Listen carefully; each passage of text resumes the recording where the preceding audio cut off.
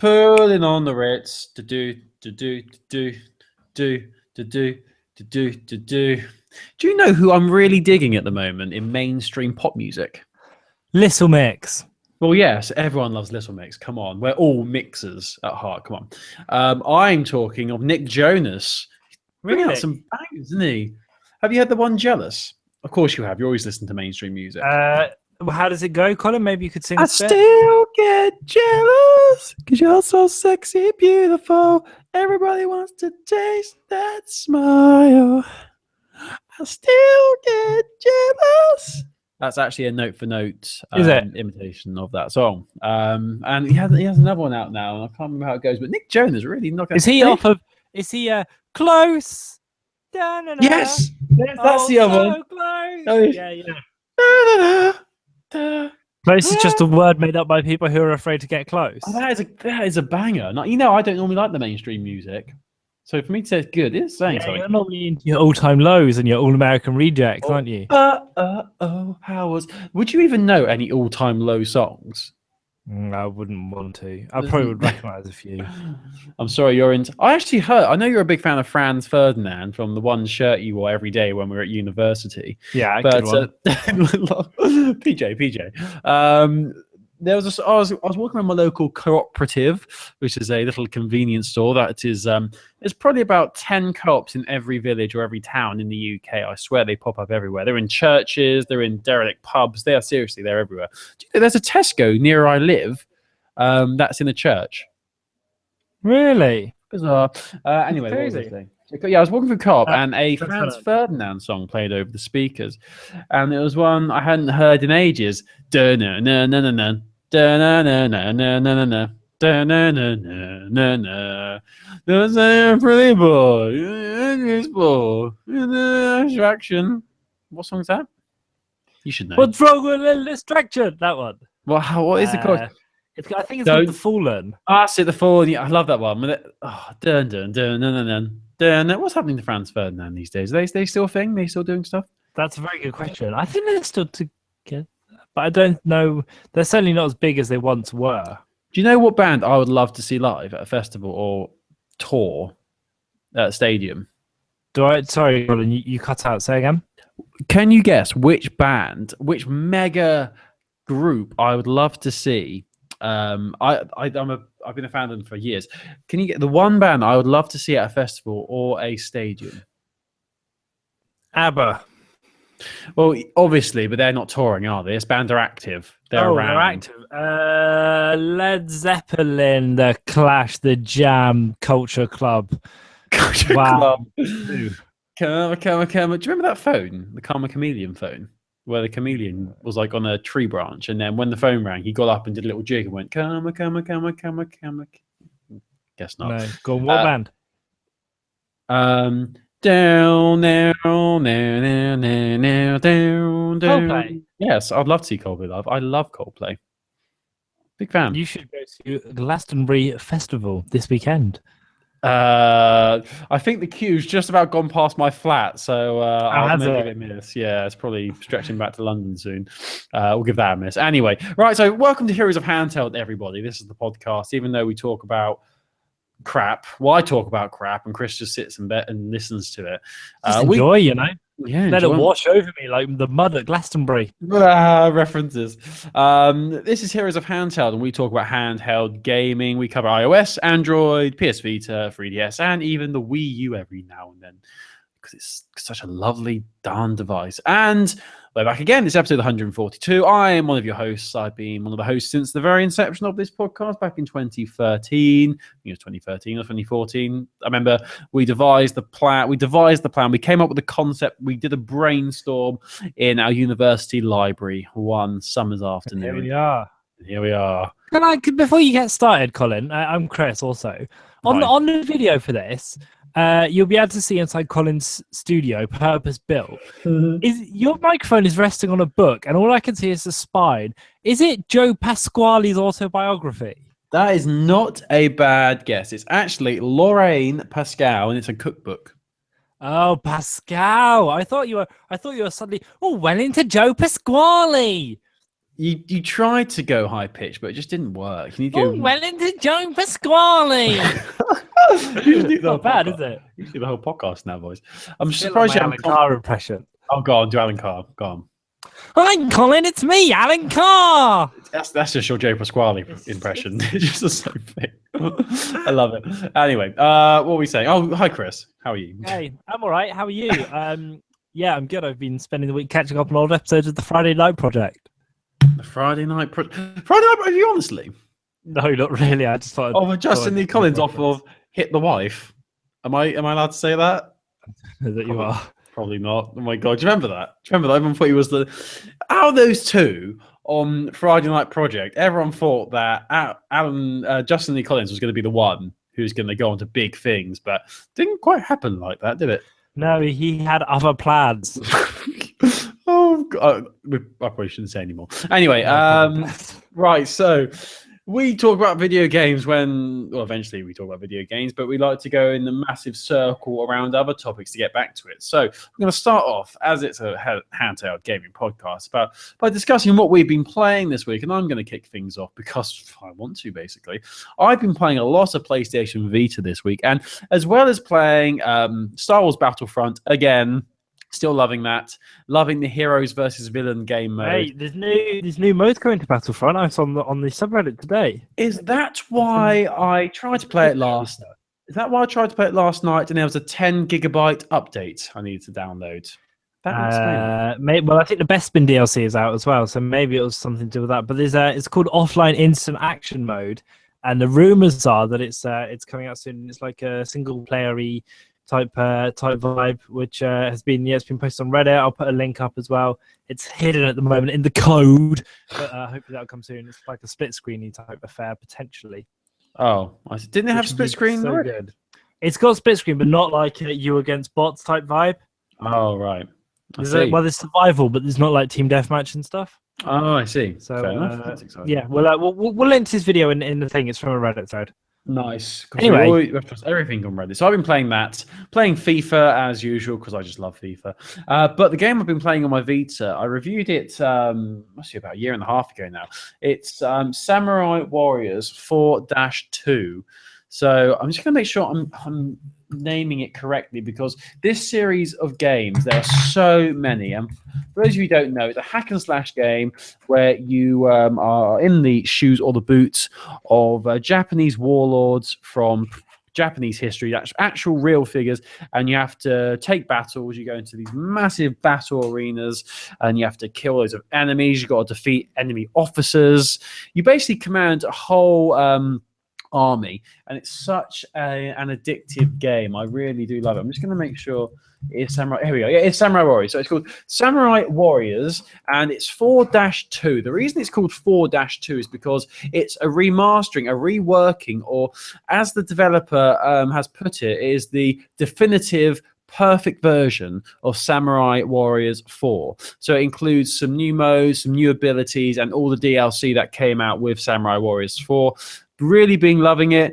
It's such I was thinking the best way to describe it, and basically how I would describe it is that it's sexy button mashing. That's all it is. Because pretty much all I do is tap square over and over again and I win. But it's just sexy. It's sexy button mashing. It looks gorgeous. There's thousands of enemies on screen at once. The only issue is that the enemies do pop in. Like if you're running through the battlefield and it looks like you've got an empty space in front of you, enemies might pop in randomly because so it doesn't like load everything all the time. Yeah, that's the only issue, but it's a lot of fun. It's very challenging. There's loads of characters. You can level them up. You can get new weapons. You can get new loot, gain gold by beating enemies. And you've got to complete missions whilst you're in the battle by defeating a certain amount of enemies in a certain amount of time, defeating 2 enemy officers with only 2 set characters. You can switch between 2 characters throughout the whole game, throughout the whole battle, and it's really good because you have one of your characters one end of the battlefield and you at the other end fighting another enemy officer, and that's really beneficial because the maps in it are absolutely huge. I don't know what made me. I was looking at my Vita and I saw it and I was like, I haven't touched that and played that in ages, so I just opened it up And honestly, really am back into it, addicted to it. It's a lot of fun. So many different game modes. There's a survival mode, there's the campaign mode, there's a versus. I think there's an online mode as well, which I haven't actually tried yet. But the campaign mode is really interesting. There's loads of different story arcs, and each story arc has 5 levels they have to complete. They slowly get harder and harder. The stories are interesting. The cutscenes are amazing. The voice acting, though it's in Japanese, they sound very passionate and very dedicated, so I'm sure it's very good. But seriously, if you've not played it, Samurai Warriors 4-2 is a great game. You don't need to know anything about the series. I didn't know anything about the series. Just start playing it, go headfirst in, and just keep tapping square and you'll win. And it's just a lot of fun, basically. So that's what I've been playing this week. What have you been playing? Mainly Fire Emblem. I just turned on my 3DS there to see if I was forgetting anything. Mainly Fire Emblem. I did buy 2 Zelda games in the sale that was happening last week that we talked about, Oracle of Ages and Oracle of Seasons, but I've not actually started those yet because every time I turn it on, I just default to Fire Emblem. You know, when you have like loads of games to play, but you just open it up and play the same thing. I do it on my PS4 as well. Like, you've got all these different options that you could be doing and kind of a backlog to clear, and you just end up playing the same things. Yeah. So that's been it. Really, I've been. We'll tackle this now. I did. You will remember a few weeks ago. I'm just grabbing my phone. I downloaded the Love Island app as part of our feature. I've got 99 problems, but an app ain't one. And to give you a brief review, I find it a little confusing because I've never watched Love Island. So it does tell me little bits of news about some of the characters, about Kara, Alex, Daniel, Javi, Malia, Malin, Rachel, some of my favorite characters. It reminds me every now and then to vote, which is quite fun. But I never do vote because I haven't watched it. I don't think it'd be fair. There's video clips if you want to watch them. So which girl will be dumped from the island you can watch? Do you agree with Scott's brother? To be honest, Colin, I thought there might be something in this app for Nathan and Cora get saucy in the hideaway. Cora. That one. Like a bit of Cora. I thought there'd be something in this app for people who don't watch the show, but as it turns out, you probably need to be into Love Island to enjoy the Love Island app. Who would have thought that you'd have to know something about the show to enjoy the Love Island official app? Who'd have thought? I'm just gonna watch this video of Nathan and Kara getting saucy in the hideaway though. I'll let you know what happens. Please do. Let me know how. They're just going into the hideaway now. I know that someone on Love Island was Miss Great Britain, and she got stripped of her title because she had sex or something. Yeah, it was Miss Britain, wasn't it? Yeah. Like Miss GB was stripped of her thing. Oh! They're doing like kisses, and they've got chocolate sauce and stuff. Oh, hence get saucy. Yeah, great app. Yeah, no, it is Miss GB was stripped of her title for having intercourse during the course of the program, which, if you ask me, is ludicrous, but that's besides the point. So you condone that despicable behavior? No, I think it's totally okay. No one should be having ridiculous sex. that I think it's ridiculous they've stripped of the title. Do you honestly not think that? Like, honestly, okay, nothing to have literally so far away from handheld gaming, but woman has sex on TV, loses title of most attractive woman in the UK. Like, does that not seem odd to you? I honestly could not give a shit. I do not care. I don't care, Chris. Wow. But really, the message behind it is that as you're Miss Great Britain, you're supposed to be a role model for young girls, and obviously having sexual intercourse on a TV show does not give young girls a good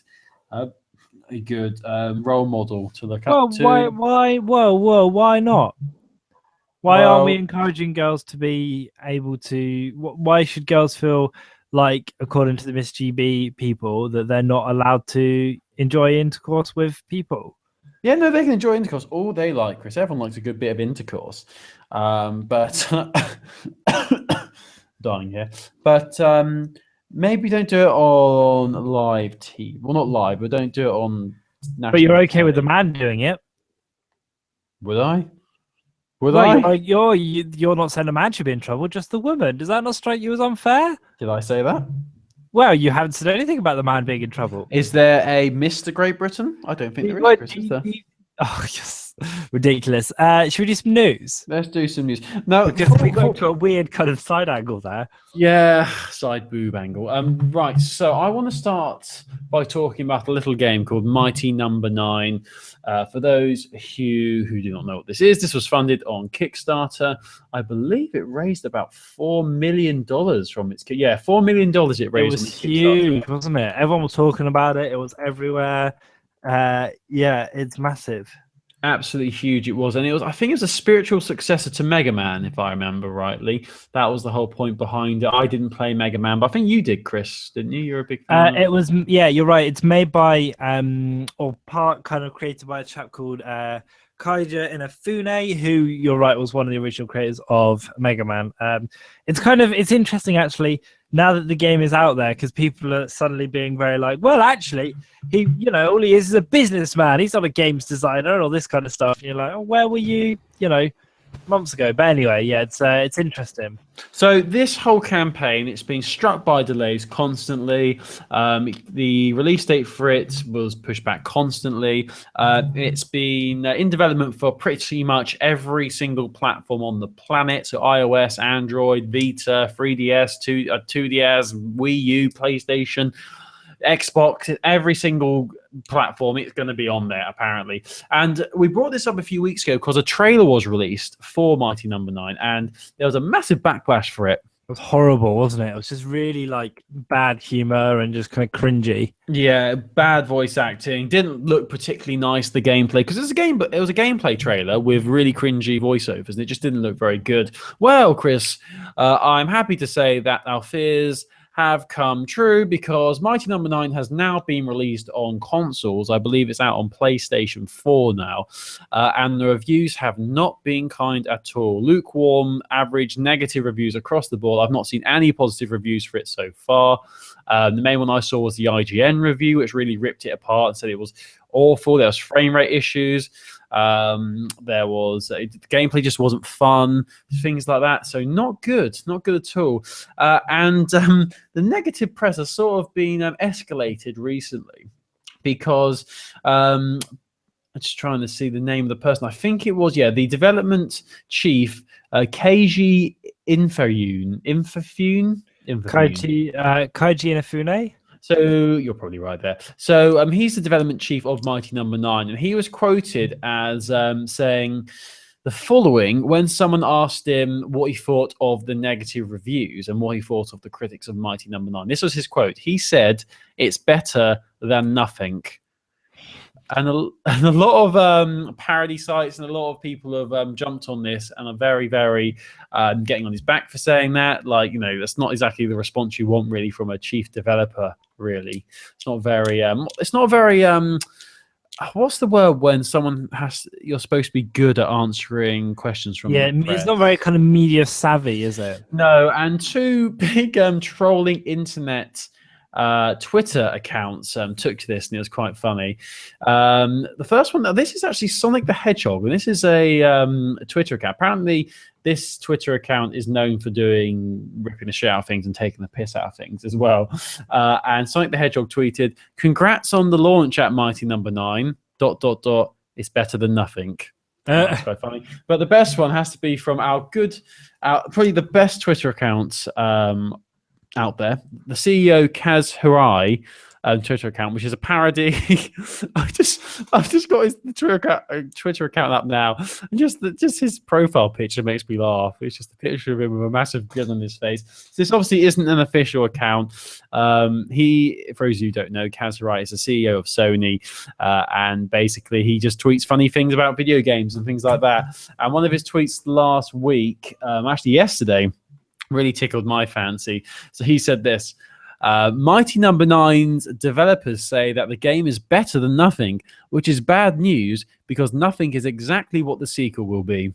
So there you go. But then scrolling further down, when it came out that Kaz Hirai's annual pay has gone up to 4.9 million a year, which is incredible. The tweet was, "My annual pay has more than doubled to $4.9 million.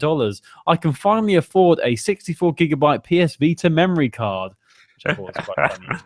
It's so good. I love that page. Seriously, if you're not following him, you need to. It's Kazharai CEO on Twitter. Follow the it. best thing that account ever did was on April Fool's Day, and it was like he said something along the lines of, today we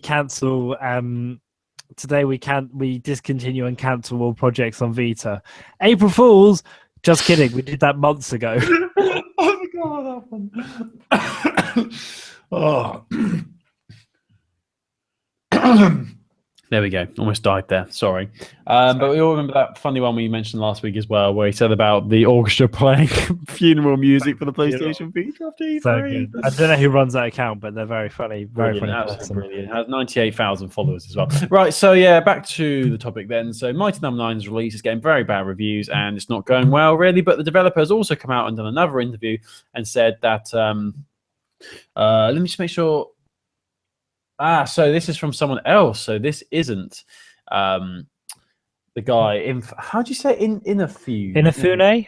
Yeah. So I think I'm just reading this here. In a launch Twitch stream that went live yesterday, Inafune, I'm not even gonna try. Via long-time translator Ben Judd appeared to hit back at Mighty Number 9's critics by saying it's better than nothing. And this quote was picked up by a variety of publications and did the rounds yesterday on social media as evidence of his supposedly blasé approach to the development of Mighty Number 9, which blah, blah, blah. The problem is, apparently he didn't actually say it's better than nothing. Rather, the phrase came from Judd, who often adds in his own thoughts when translating for him. So it's actually his translator, Ben Judd, who is to blame for this. They've actually got a full transcript here of how the interview went, and the phrase "it's better than nothing" actually doesn't appear anywhere in there. So it's actually Ben Judd's fault and not my boy Keiji fault. That's interesting. So I wonder why the translator said that. Apparently, he usually adds in his own little comments to be funny or something. But he's been his long-time translator, apparently, so he must be used to him causing shit for him. But there we go. So, I mean, if you've played Mighty Number 9, we'd be interested to hear from you how you're finding it. I'm going to load up the store on 3DS and just see if it's around, because I'm curious, you know. It might just only be out on PlayStation on 4. Let me have a look. Well, I know it was meant to be coming to 3DS and Vita, because a lot of the reaction was, the reason this game is so slow and choppy is because you tried to make it work on everything. Yeah, a lot of people have said that. Yeah, it's out on Windows, PS3, PS4, Wii U, and Xbox One. Doesn't come out to Vita, 3DS, and 360, Mac and Linux until later on this year. So yeah, I mean, if you played it, we'd love to hear from you. We'd love to know what your thoughts are on it. Are the bad reviews justified? Are they not justified? Let us know. heroesofhandheld@gmail.com or tweet us at Handheld Podcast. Right, so let's get into the meaty news. Actually, before we do that, we should probably say what apps we're going to be playing next week for apps. You have caught me unawares, but I will load up my thingy and have a look. Can you tell that I'm feeling for time? Colin, don't look at me. I ain't got it loaded up either. I'm waiting.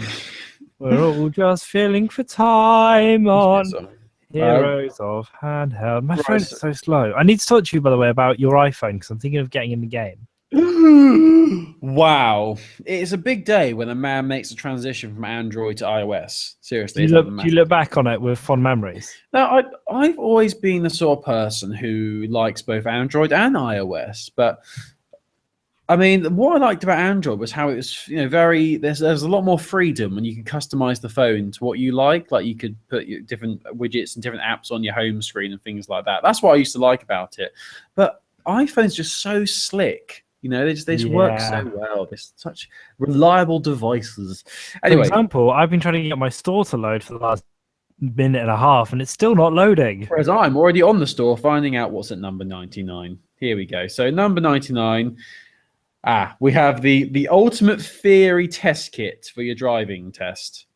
So we're not going to do that one. We're going to go to something else. Let's go for this other category. So that was top grossing. So I'm going to go to the free area of the store and see what's at number 99. For those of you who don't know, we find a game that's free on our respective stores, and it has to, well, not free, but it has to be at number 99 on the store. So it can be either the free category, the paid category, or top grossing category. But it has to be number 99 because we have 99 problems, but an app ain't one. So I've just found out what my number 99 app is on the free category of the iOS store. And I think this is one you've told me about before. Stack. Oh, boy. This is at number Stack is 99. really good. So I'm going to download this now. I really do remember you telling me about this. I think you said it was very addictive, but I'm guessing you probably deleted it now because you've got over it. I don't have it anymore because I just played 10 all the time. I'm, however, downloading a game called Pocket World, which is, according to the description, Pocket World is a brand new elf-themed card battle game. Which is what everyone has been screaming out for. We need more elf-themed games, card games. What's it called? Pocket World. Pocket. I'm going to be honest with you, Colin. It doesn't look great. Right, let me... One of the perks of this is original elf attack. Wow, ridiculous. That does sound original. Right, let me search Pocket World game. Pocket World game. Let's see what we're looking at here. Go on images. Wait for it to load. Oh, this looks very nice. If it's the same game that you can see, is it like a 3D-ish looking thing? Not really. It's a top-down card game. Oh yeah, made by a company called Zheng Junfei. My favorite game developer. To be honest, I don't know. You know what, Colin? You shut your mouth because it might be great. All right. Could be. I look forward to your review next week. Anyway, let's get back on track and talk about some newsy things. What's been happening in the world of 3DS and Nintendo? So there's kind of lots of little things. I thought we'd talk about some releases which are happening this week on the eStore, just to kind of bring your attention to some bits that are coming out. So the first thing I wanted to talk about is, hilariously enough, I don't know if they've timed us on purpose, but Mega Man 7 is coming to the Nintendo eShop. I think it comes out tomorrow in the States. I'm just loading the website up now. This is obviously... Mega Man, which is kind of similar-ish to our pal of Mighty Number 9 fame. It's a virtual console title, and you buy it digitally for the price of $7.99. It actually came out last week, June 16, 2016. Nice and, relevant and nice and current. So this is on the eShop now. If you want to get in on it, it's a virtual console game. Obviously, Mega Man 7, one of another great old kind of classic Mega Man title, and definitely worth a download. $7.99 is a good price as well. There's also, do you remember these things called Battle Cats? Oh, that does sound familiar. I'm going to Google Battle Cats. The Battle Cats Pop is coming to Nintendo 3DS. It comes out in 5 days' time, June 27th. It's a strategy puzzle game involving these things called cats that you can upgrade using sort of in-game experience and stuff.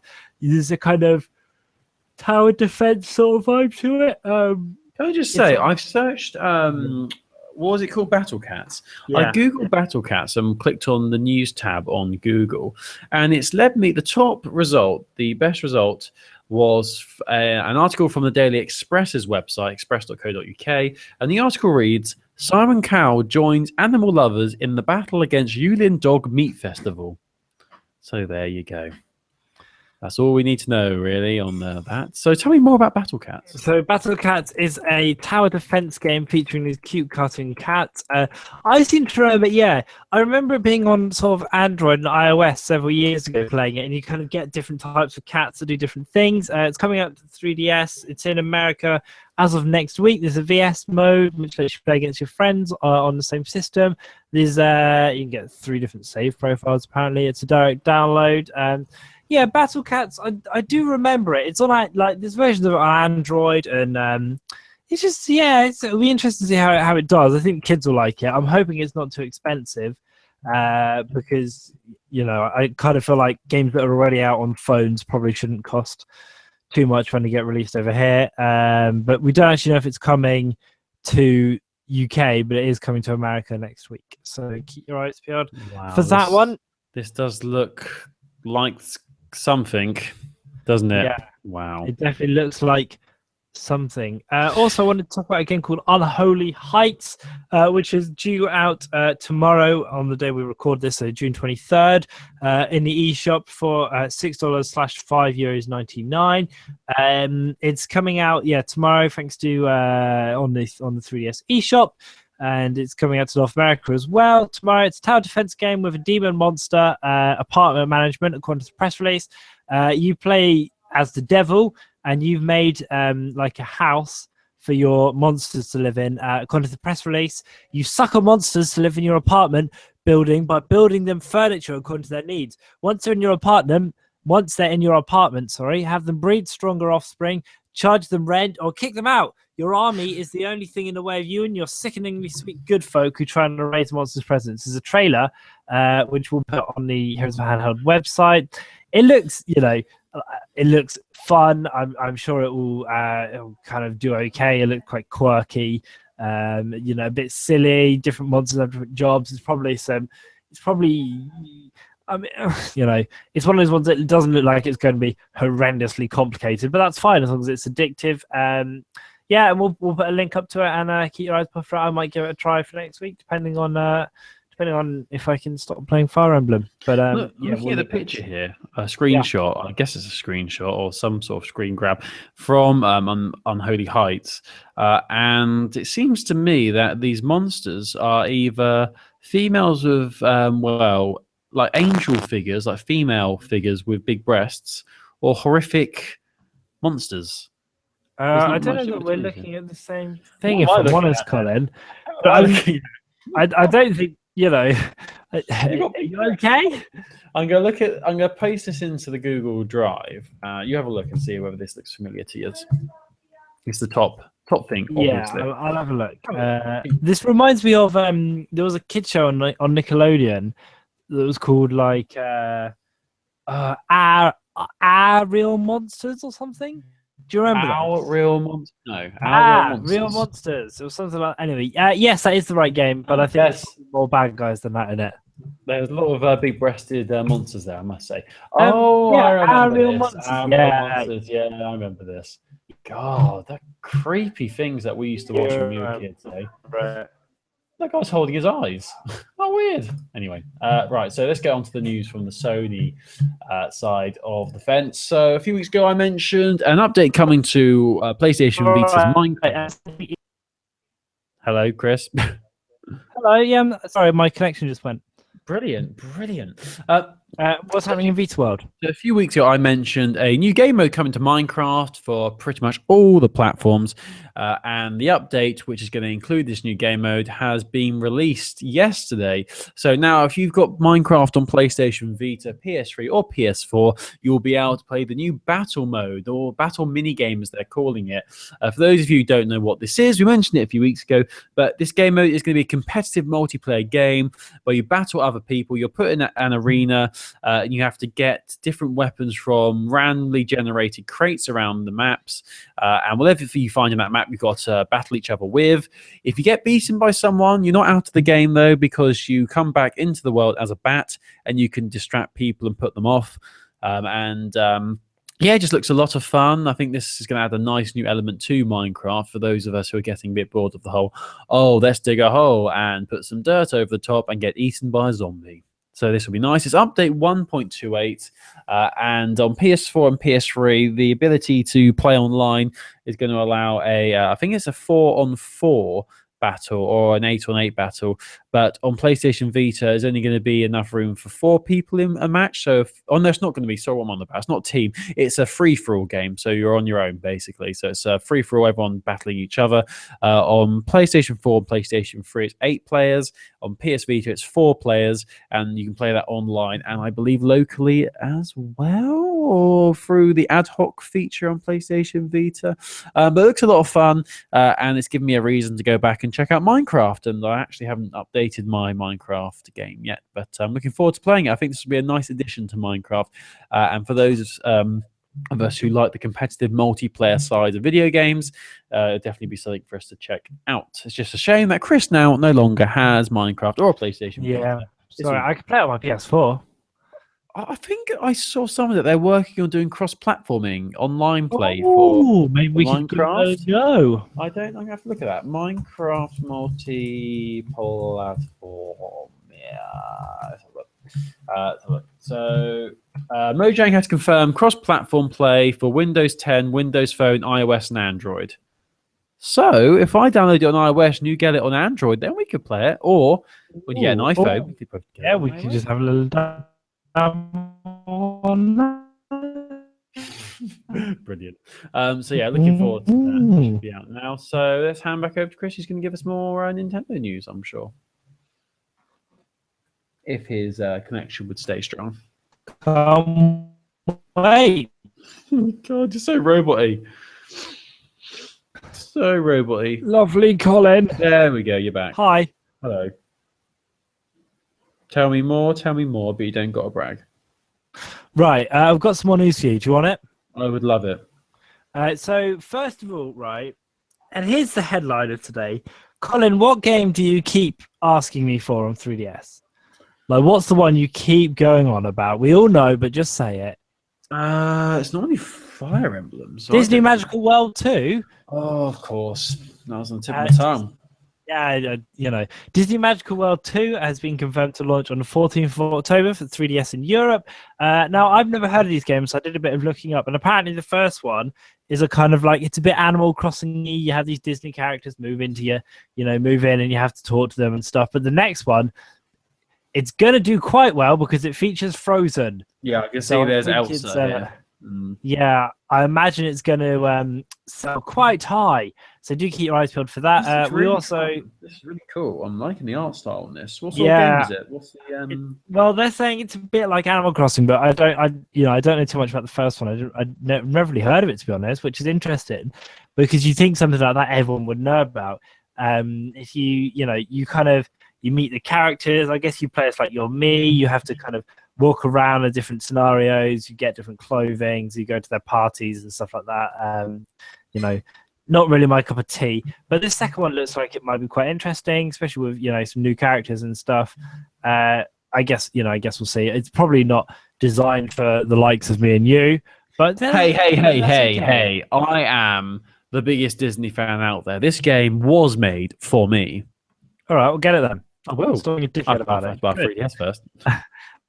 We also know that there is a new Nintendo 3DS XL coming out. Colin, if you could click the link in the Google Doc, because I think this might be the prettiest 3DS that they've ever shown off. It looks absolutely stunning. Oh, I've just clicked on the Disney Magical World one. So, awkward. What am I looking at? Oh, pretty 3DS. Here we go.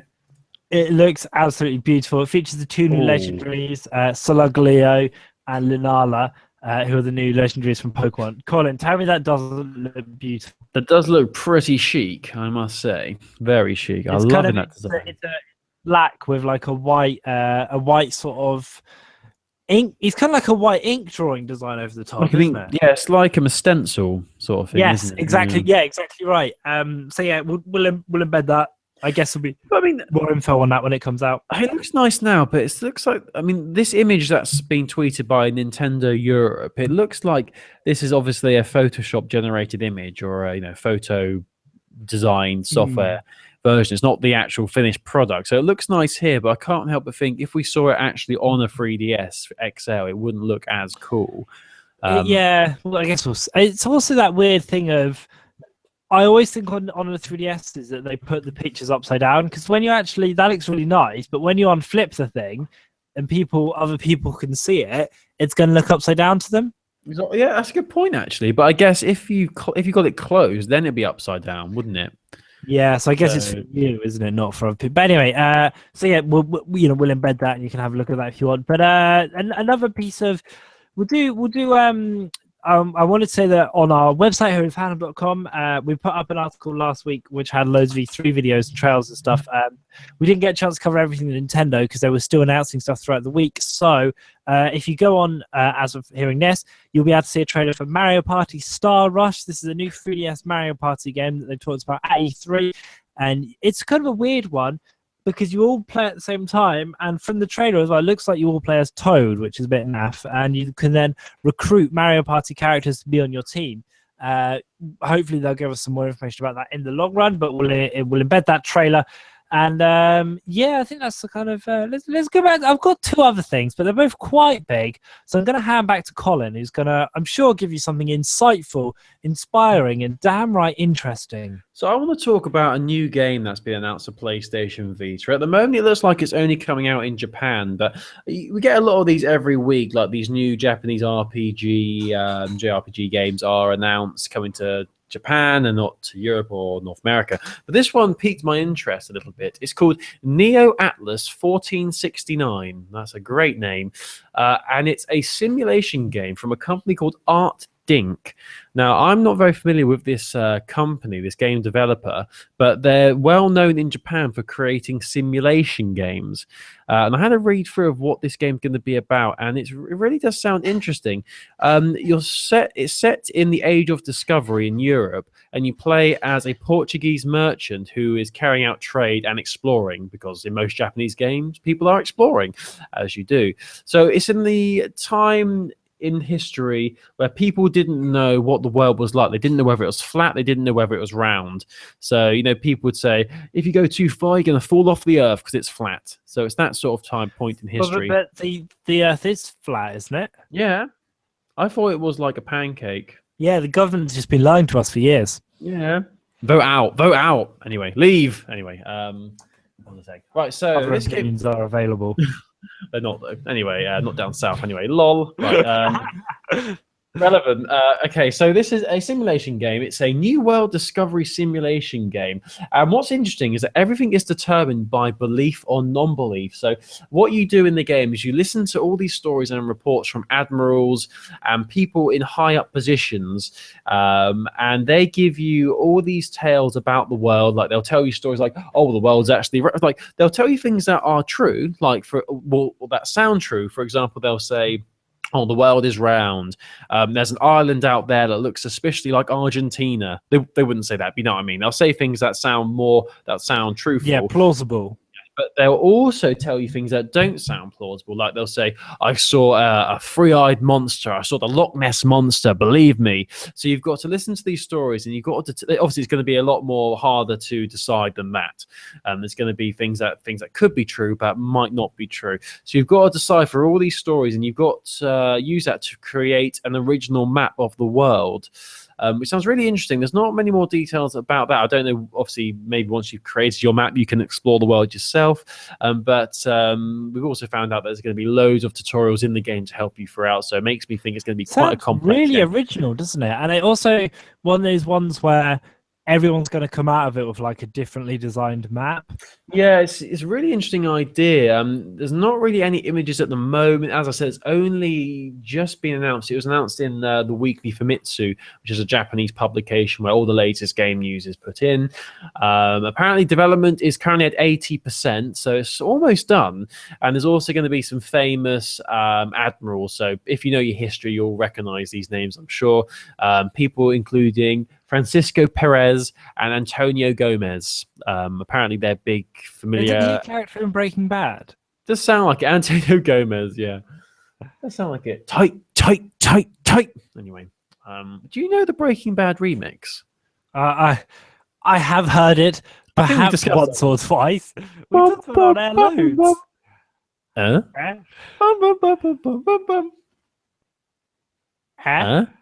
Love it. Great. So yes, this is coming to PlayStation Vita.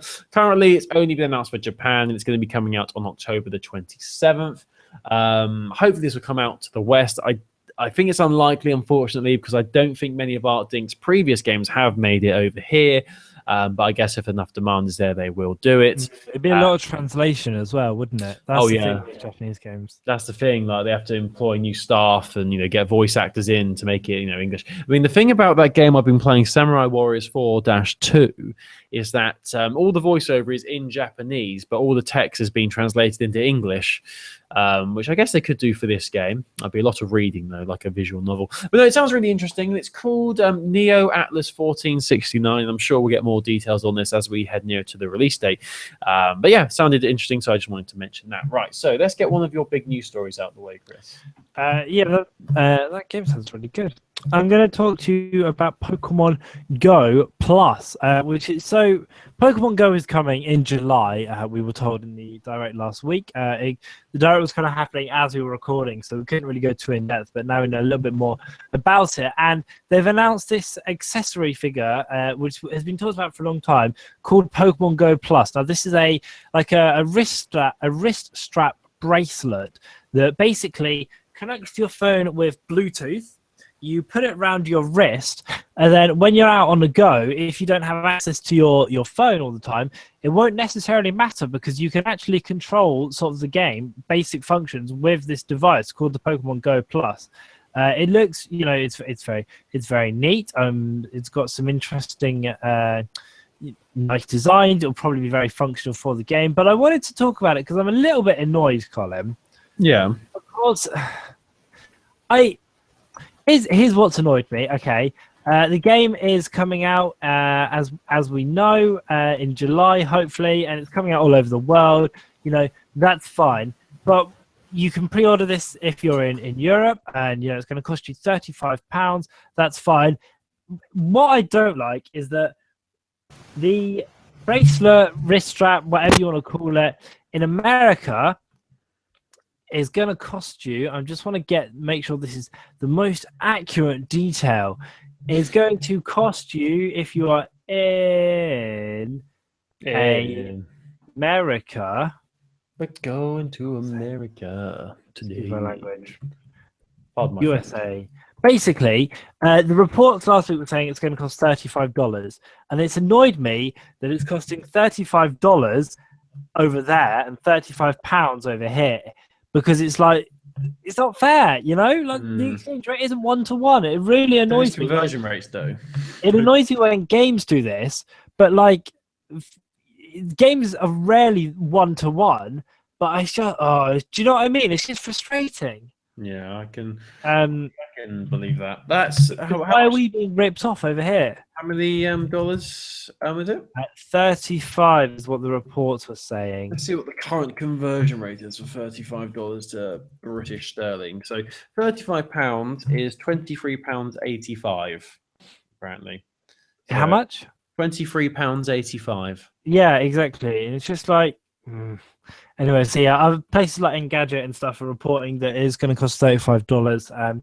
I mean, you can if you want to get this and you live in the UK or Europe and you want to pre-order this, you can pre-order it. But I just hope that people think twice about getting this accessory because $35 is one thing, £35 is another thing. When a 3DS game will only set you back $29.99 if you go to the right place. Mm. So yeah, I just want to talk about that bit. There is some more footage and stuff from Pokemon Go, which you can watch on our website. We'll put a link up to it because it does look, to be fair, it does look really cool. But it's just a bit frustrating, Yeah, I can imagine it being very frustrating. I mean, does this normally happen for games on Nintendo devices? Do they normally convert it like this and just make it? Not quite. It's rare that the actual game is free. It's just that the accessory costs the same in both places of the world. But it's not really 1-to-1, not normally, but apparently on this instance it is, so I don't know. Bastards. Weird one. Yeah, no, swine. Bastards. Battle of the Bastards. Anyway, do you have anything else you want to tell me about? You do one more, then I'll do one more to finish. So I've got my last one as well here. So I just want to mention the fact that Dragon Quest Builders has a release date for North America and Europe. So Dragon Quest Builders, for those of you who don't know, it's the block building RPG that sees players use their creativity to gather and combine a variety of unique tools and materials in order to rebuild Alfgard, I'm going to say Alfgard. A realm destroyed by the evil ruler of monsters, the Dragon Lord. The game offers a sandbox-style gameplay combined with an immersive story and allows players to interact with a host of characters and monsters. It looks very, very similar to Minecraft. That's what I'll say. Even the whole building system, when you have to tap something and then what's the name when you have to get supplies and stuff? Crafting? crafting is another word. Getting resources, craft. I think let's just stick with crafting. So it looks very similar to Minecraft in its art style. A lot of people are excited about this. It's coming out to Europe on October the 14th, but it'll be out in North America a bit earlier than that on October the 11th. And this news was announced last week, but I don't, obviously, because we were talking about all the big things from E3, this one slipped through the net, unfortunately. But we have a release date for Dragon Quest Builders. And for those of you who like your Minecraft, I'm sure you're going to be looking forward to this. I mean, all the images I've seen for this and all the trailers just make me think of Minecraft. It pretty much is a copy. I think I even tweeted or put a message somewhere once saying Mojang called they want their Minecraft back. It's so obvious a copy. It's just ridiculous. But it does sound interesting, so I'm sure people are excited for that. So that's my last news story done. Now back to Chris for the last bit of news. Well, this actually kind of covers Vita as well, because Nice. I want to talk a little bit about Yacht Club Games, who made Shovel Knight. One of the things that Yacht Club Games are really good at is because obviously they were crowdfunded and they're very much aware of their fans and what their fans expect. They're really good at blogging and putting up these nice big long blog posts for people who are nerdy about Shovel Knight like me to read into. And I wanted to talk about, they've announced some more details on the Spectre Knight campaign. Spectre Knight is one of the bad guys in Shovel Knight. They've made a whole host of new moves for him. There's going to be kind of, new ways to play very much, depending on this new character. He's not just a new skin at all.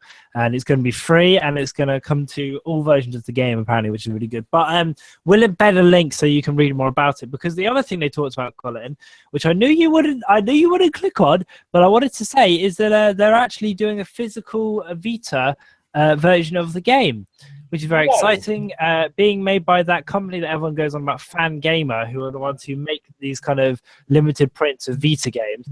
You can pre-order it for the price of $25. It's got a manual and everything. It plays just like actual Shovel Knight. Comes with all the stuff that you're used to. Plus, Kratos from God of War pops up in there as well. It's region free. We'll put a link up on the Heroes of Handheld website if you want to read it. I think Spectre Knight looks really exciting, and I think that collectible Shovel Knight kind of game and cartridge looks really good as well. I would get that if I started a Vita. Oh, does it very nice. I keep seeing these pictures on the PlayStation Vita subreddit of people with PlayStation Vita game collection. It does look very pretty, and it makes me miss the days of collecting all your games and putting them on a shelf, and you can see all the spines of them. You can see what the game names were. Now it's just all virtual libraries. You don't actually physically own anything. It's all bad. It's all bad in my opinion. I'm just looking at this was it Fan Gamer? What's the name of this company doing the physical version of Shovel Knight? Yeah, there's another one. The other one's Limited Run Games. So it looks like there's two different companies. Oh, interesting. Limited Run Games also bring physical versions of games out. I mean, there's one that they've actually done recently, is the Octodad game. Octodad Deadliest Catch. Limited Run Games released a physical version of that for Vita, and I'm looking on their website and it's saying it's sold out, so that's good. So it shows it's very popular. Yes, that's good. So I'm liking these physical versions. It makes me nice. I went into my local game shop recently, and there was no Vita stuff whatsoever. It's completely gone now, so there's that. There used to be a little demo PlayStation Vita you could play on, but you can't even do that now. Can't even do that. Makes me sad. And even in CEX, they don't have any Vita games. They just have PSP trade-ins. So weird. It's strange, isn't it? PSP. There's always PSP games. There's always KEX, which is like if you're not in the UK, I don't know if they have KEX overseas or if it's quite the same, but it stands for Computer Exchange. It's like a very popular second-hand store. Others are available. There's always loads of PSP games, and it's always the same ones. It's always FIFA. And it's always Ratchet and Clank, and it's always Lego games, like the Traveller's Tales ones. Yes, I'll agree. Weird, isn't it? It's so weird. I guess it's because the PSP was hugely popular, wasn't it? And there's so many different versions of it. It's just people have got their games they want to get rid of, I guess. Whereas PlayStation Vita owners are very passionate, very strong-willed, and don't want to trade in their physical versions of their games. Do you reckon that's what it is? Yeah, I guess so. I reckon it is. I'm optimistic, mate. Right, so is that everything? Is that we all done? I think so. I think so. It'll be interesting to see what happens over the next week. Are you going to be playing more Samurai Warriors 2? Yes, I'm going to give that a bit of a bash, and I'm going to try and play some of the battle mode in Minecraft on Vita and see how good that is. And I'll report back next week to see if it's any good. Now, we need to wrap this podcast up because I really, really need a Wii, and I really am struggling here. So let's wrap things up, Chris, please. All right. Also, if anyone out there wants to make a new Twitter and iTunes logo for us, let us know because we need a new one. I haven't got the and Photoshop you won't skills get paid as well.